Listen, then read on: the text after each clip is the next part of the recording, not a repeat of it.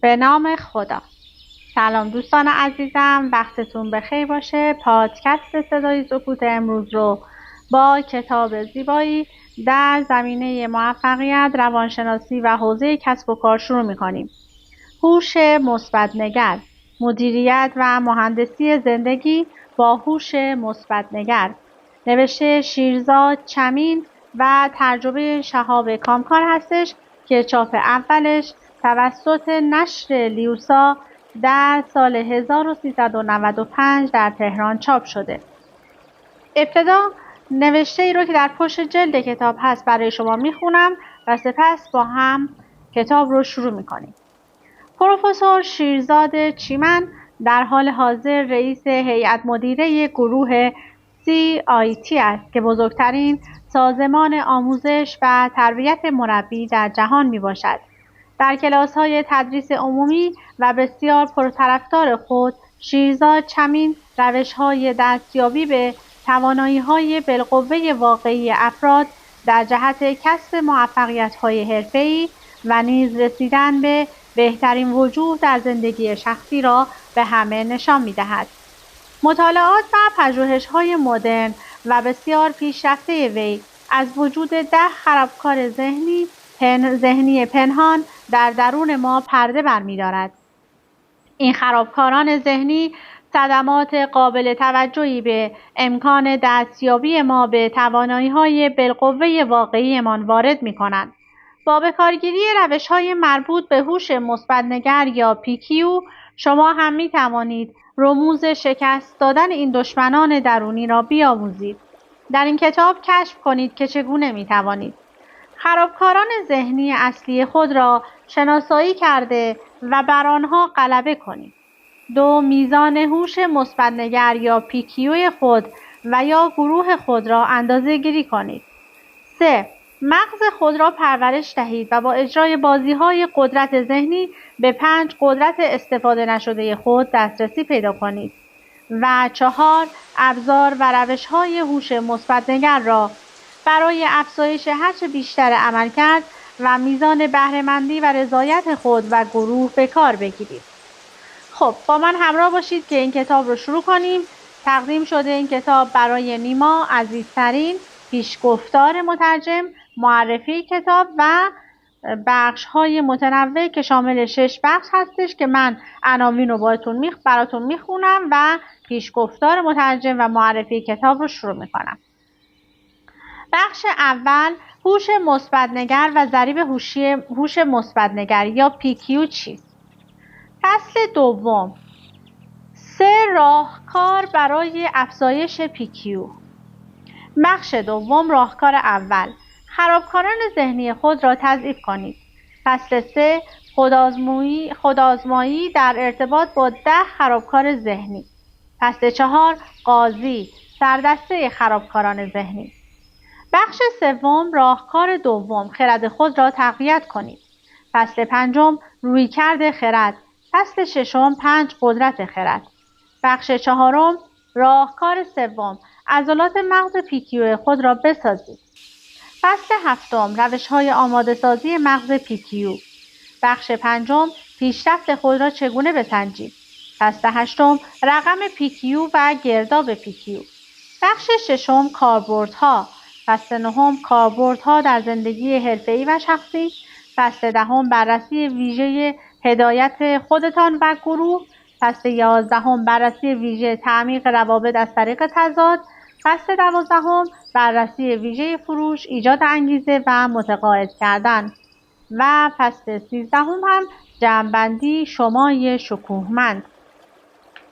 اما پیشگفتار مترجم، محتویات کتابی که در دست دارید میتواند بسیار عجیب و ناآشنا جلوه کند، اما اگر بسیاری از موارد مندرج در آن را به صورت فرضیه‌های روانشناسی نخوانید و آنها را به زبان افکار، حرکات و رفتارها، واکنش‌ها و نحوه نگرشتان به مسائل از کودکی تا به امروز تعبیر و تفسیر کنید، آنگاه مفاهیم این کتاب به هیچ وجه عجیب و غریب نخواهند بود.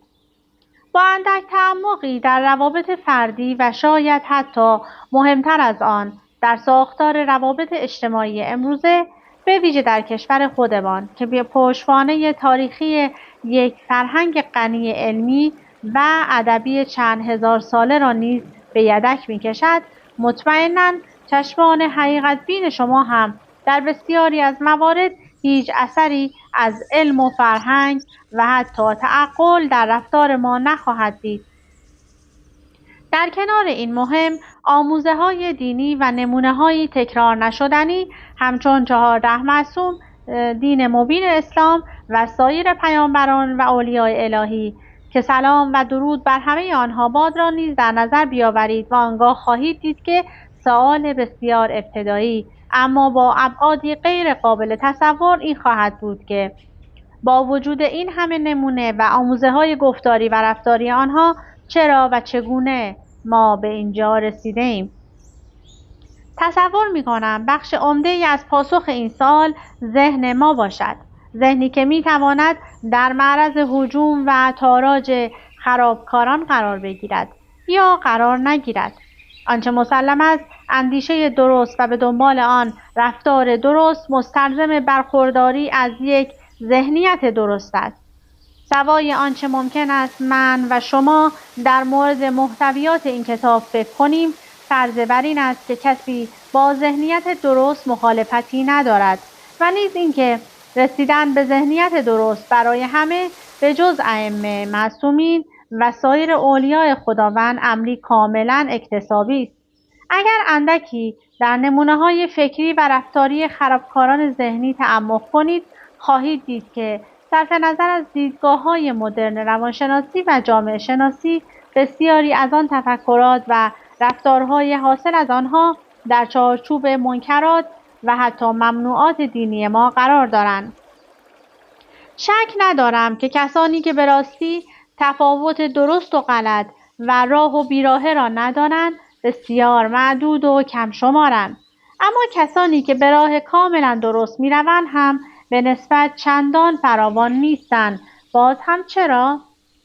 زیرا رفتارهای ما ناشی از ذهنیت ماست و این ذهن می‌تواند به میزان زیادی در اختیار درست بودن قرار نداشته باشد.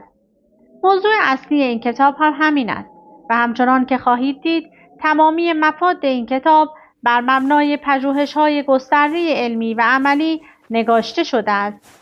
مغز انسان تنها عضوی از بدن ماست که حتی تا به امروز هم بسیاری از کارکردهای آن از نظر علمی شناخته نشده مانده است، به این مفهوم که هنوز بسیاری از ظرفیت‌ها و ارتباطات لایه‌های درونی مغز ما کشف و شناخته نشده است.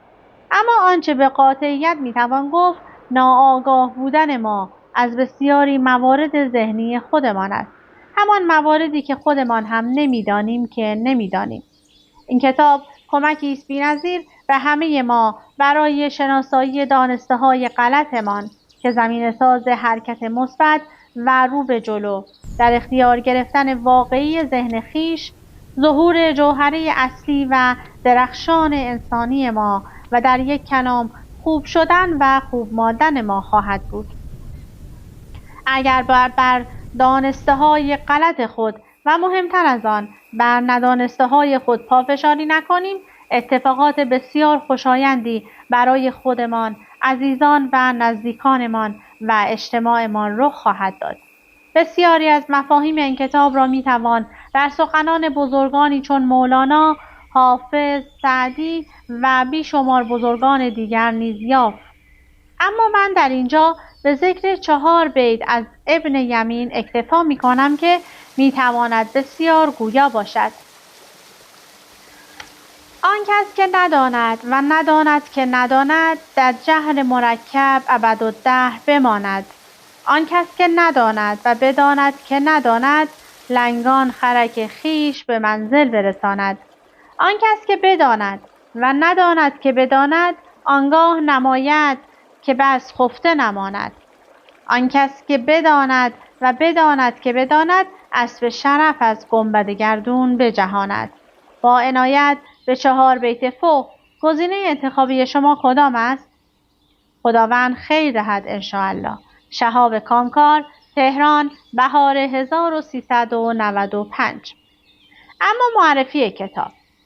12 ساله بودم که کتابی مصور درباره زندگی سیسیفیوس، یکی از پادشاهان اساطیر یونان که به علت دروغگویی و فریبکاری‌های فراوان به حکم زئوس خدای خدایان از سلطنت خلع و به تنبیهی شکنجه‌وار محکوم شد، به دستم رسید.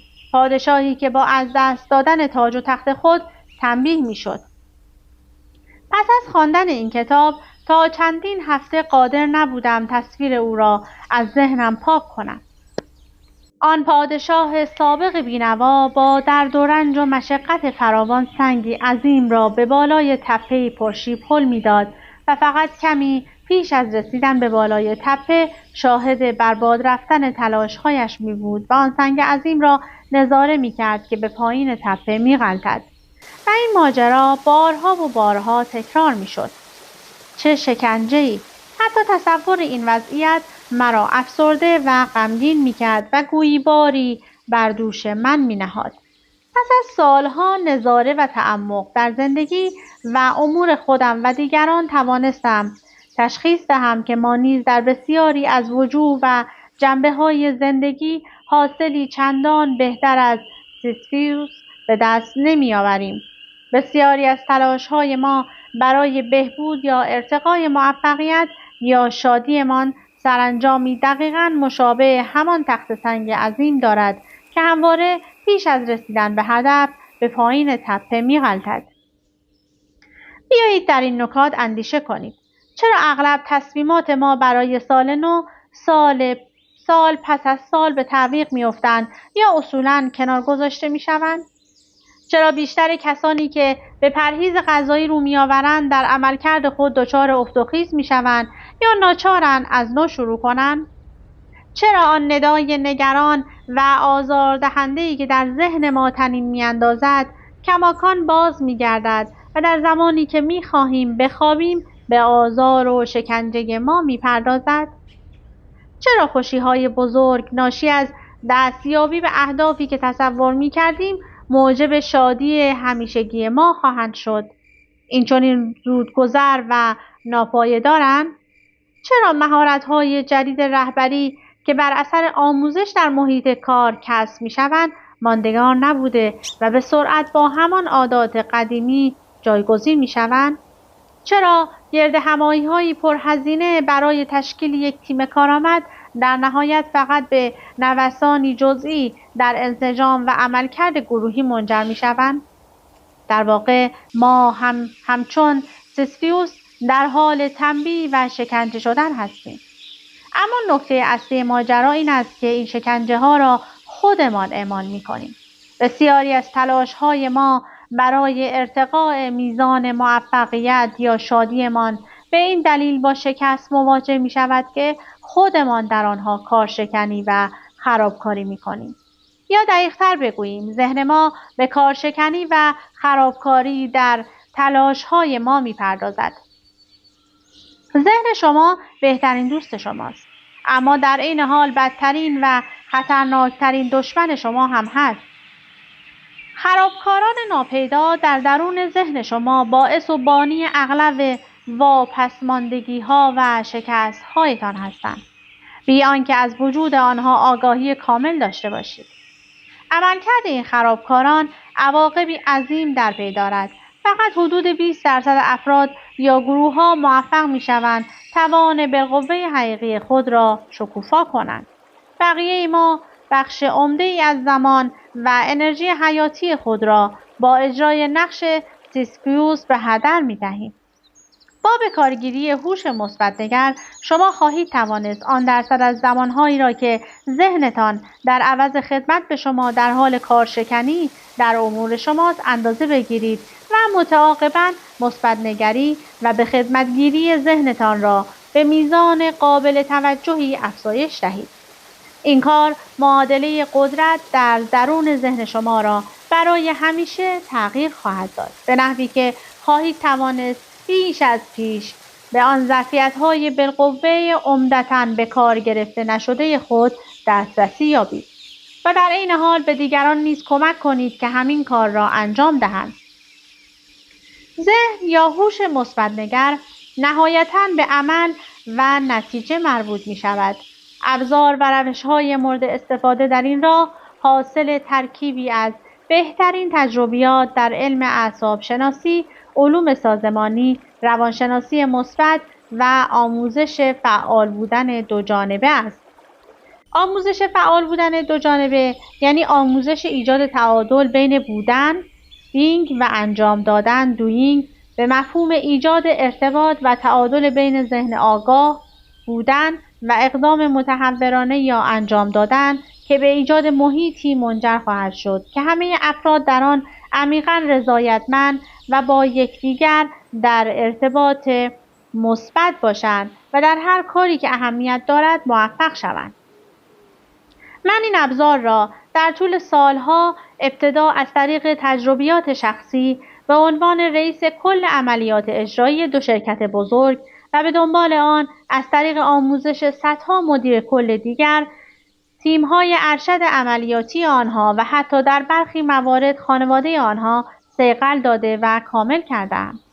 لازم بود که این ابزار از قابلیت تاثیرگذاری عمیق در زمانی هرچه کوتاه‌تر برخوردار باشد تا بتواند با زندگی پرمشغله و مالامال از درگیری‌های زمانه ما مطابقت داشته باشد که همکنون برخی از آنها در زمانی به کوتاهی 10 ثانیه نتیجه مورد نظر را رقم می‌زنند.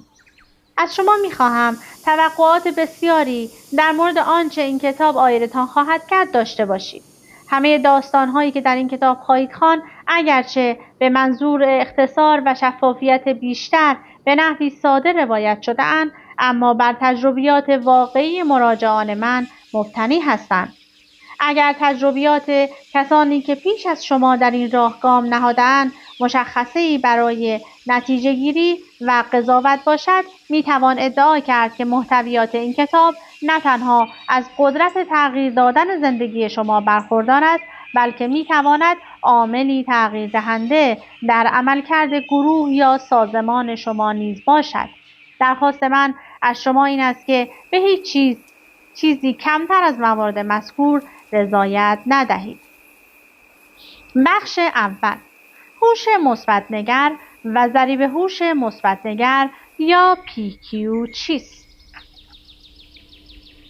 فرانک رئیس کل یک شرکت تجاری سهامی عام هنگامی که بر اثر بحران اقتصادی سال 2008 سهام شرکتش 2/3 ارزش خود را از دست داد، به بحرانی‌ترین و بزرگترین مرحله غم و ناامیدی در زندگی حرفه‌ای درخشان و برجسته خود پای نهاد. روحیه او به علت این شکست چنان در هم شکسته بود که یک روز وقتی دختر 10 ساله‌اش از او پرسید چرا اینقدر غمگین به نظر می‌رسد، بی اختیار به گریه افتاد. او نمی‌توانست از سرزنش خود به علت سقوط ارزش سهام شرکت دست بردارد و اغلب در نیمه‌های شب بیدار می‌شد، در حالی که تمام فکر و ذکرش پیدا کردن راهی بود که بتواند شرکت را به وضع سابق برگرداند. گروه مدیران ارشد شرکت فرانک نیز به علت احساس گناه دورانی مالامال از فشارهای روانی را تجربه می‌کردند و انگشت اشاره آنها به سمت دلایل متفاوت این شکست عظیم نشانه رفته بود. نگرانی اصلی این مدیران بابت پیامدهای این وضعیت و اثرش بر خود آنها، بر هزاران کارمندی که برای آنها کار می‌کردند و همچنین بر خانواده‌شان بود. آنها ساعاتی طولانی به کار مشغول بودند تا بلکه بتوانند تغییری در وضعیت ایجاد کنند که البته هیچ حاصلی به همراه نداشت. در این زمان بود که فرانک دست کمک به سوی من دراز کرد. هنگامی که من با فرانک ملاقات کردم، پیشنهادم به وی این بود که بهترین راه برای نیل به یک چرخش 180 درجه‌ای در وضعیت شرکت ارتقای بهره هوش مثبت‌نگر خود او و تمامی مدیران ارشد شرکت وی است. ما با استفاده از اصول مربوط به هوش مثبت‌نگر یک سؤال محوری مطرح کردیم که به تغییر نگرش این مدیران و متعاقباً تغییر نحوه تلاش‌ها و عملکرد آنها منجر می‌شد. چه کاری لازم است توسط ما انجام شود تا ظرف 3 سال آینده بتوانیم بگوییم که بحران فعلی بهترین اتفاقی بود که میتوانست برای شرکت ما رخ دهد؟ هنگامی که فرانک این سوال را برای اولین بار در یکی از جلسات هفتگیشان مطرح کرد، اعضای گروه مدیران ارشد او به این سوال با دیده تردید و ناباوری برخورد کردند.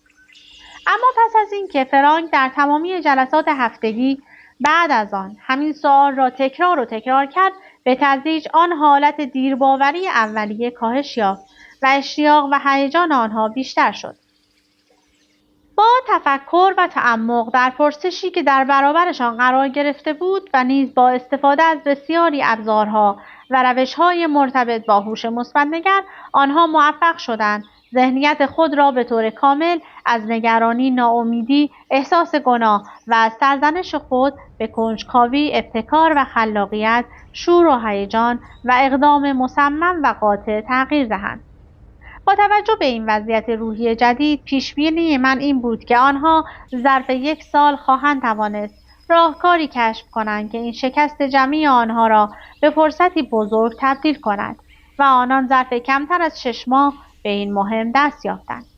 در طول 1 سال و نیم بعد، شرکت آنها موقعیت خود را مستحکم‌تر کرد و مجدداً عرضه محصولات متفاوت را به جریان انداخت.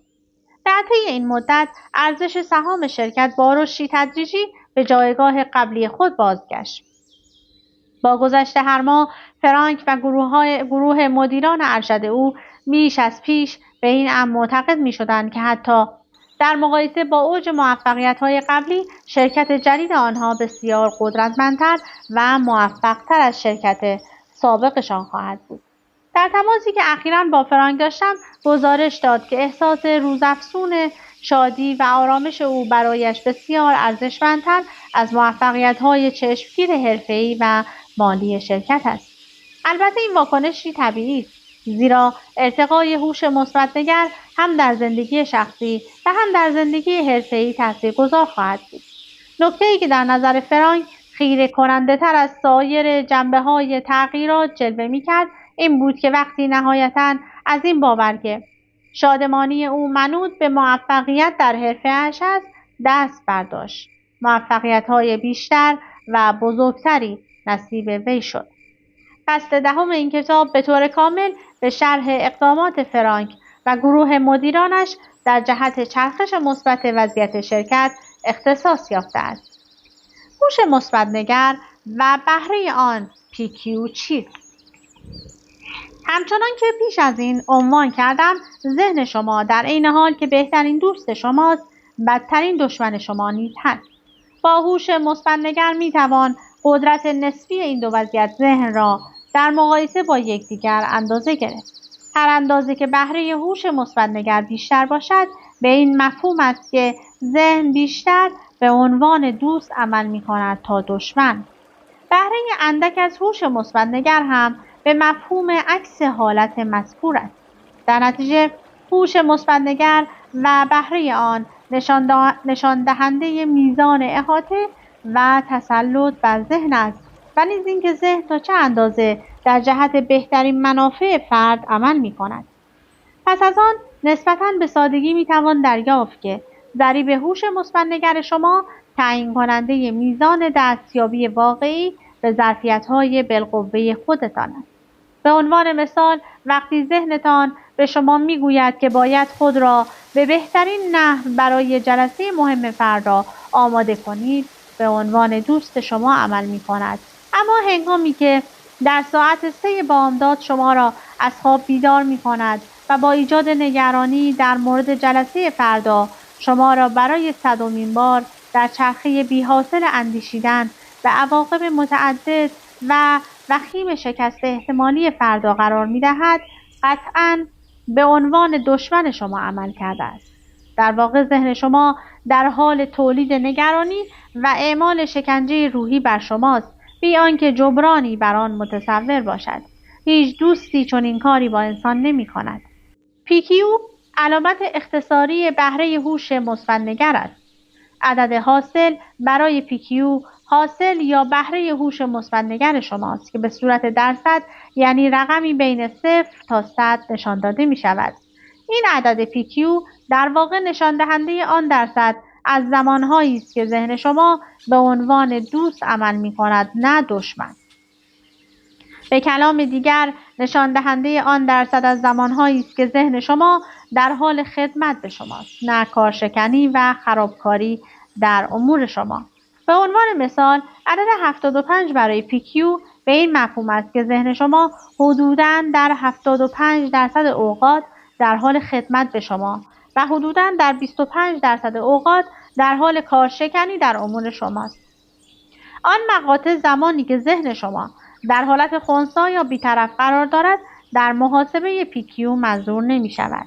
در فصل 8 نحوه اندازه‌گیری PQ هم برای افراد و هم برای گروه‌ها را به شما نشان خواهم داد.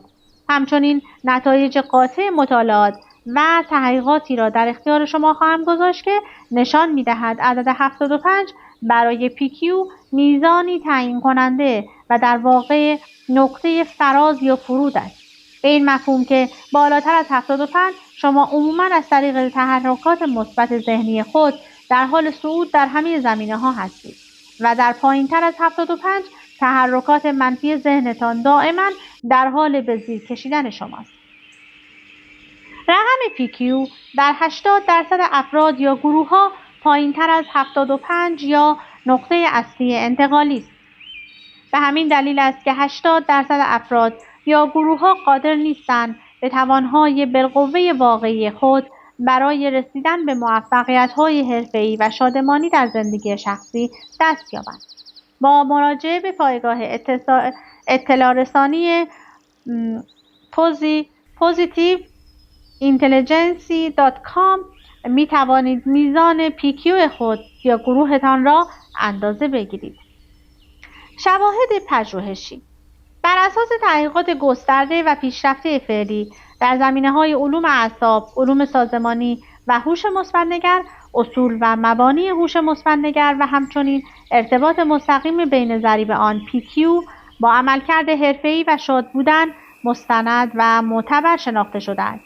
همچنان که بیش از این اشاره شد، PQ به مفهوم اندازه‌گیری درصد زمانهای عملکرد مثبت ذهن شما در خدمت شما در برابر درصد زمانهای عملکرد منفی ذهن شما کارشکنی و خرابکاری در امور شماست.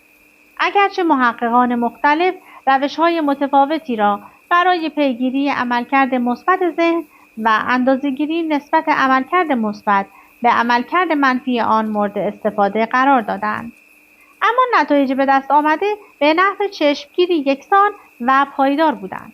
به منظور سهولت در ارائه نتایج یکسان و پایدار، یافته‌های محققان مختلف را به زبان معادل تعبیر آنها از PQ ترجمه کردم.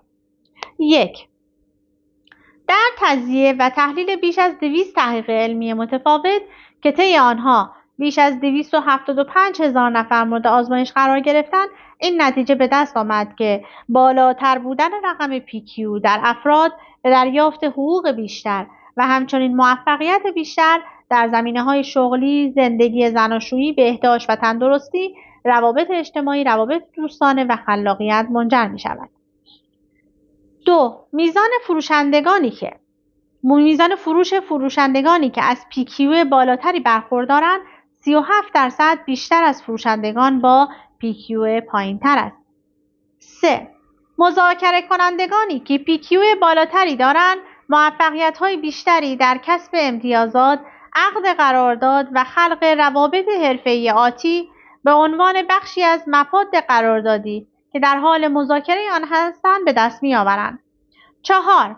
کارگران دارای PQ بالاتر روزهای کمتری بیمار می‌شوند و امکان اینکه نیروی کار کردن آنها تحلیل برود یا کار خود را رها کنند بسیار کمتر است.